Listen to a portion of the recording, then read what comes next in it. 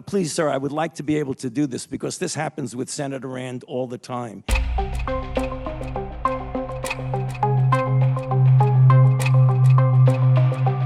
Do you have any second thoughts about your mitigation recommendations, considering the evidence that despite all of the things we've done in the U.S., our death rate is essentially worse than Sweden, equivalent to the less developed world that is unable to do any of the things that you've been promoting? Do you have any second thoughts? Are you willing to look at the data that countries that did very little actually have a lower death rate than the United States? You know, Senator, I'd be happy at a different time to sit down and go over detail. You've said a lot of different things. You've compared us to Sweden, and there are a lot of differences. And you said, well, you know, there are a lot of differences between Sweden, but compare Sweden's death rate to other comparable Scandinavian countries. It's worse. So I don't think it's appropriate to compare Sweden with us.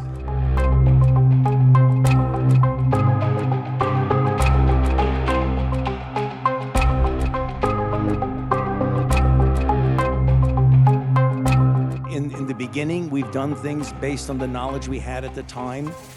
And hopefully, and I am, and my colleagues are humble enough and modest enough to realize that as new data comes, you make different recommendations.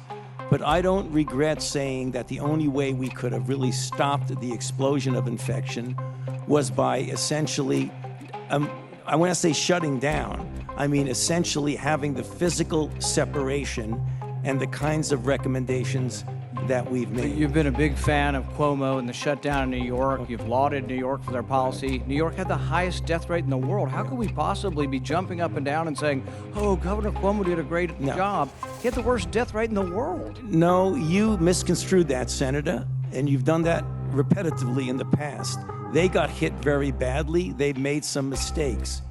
Right now, if you look at what's going on right now, the things that are going on in New York to get their test positivity 1% or less is because they are looking at the guidelines that we have put together from the task force of the 4 or 5 things of masks, social distancing, outdoors more than indoors, avoiding crowds, and washing hands. Or they've developed enough community immunity that they're no longer having the pandemic because they have enough immunity in New York City to actually stop. I challenge that, Senator, because I want, please, sir, I would like to be able to do this because this happens with Senator Rand all the time. You were not listening to what the director of the CDC said, that in New York, it's about 22%. If you believe 22% is herd immunity, I believe you're alone in that.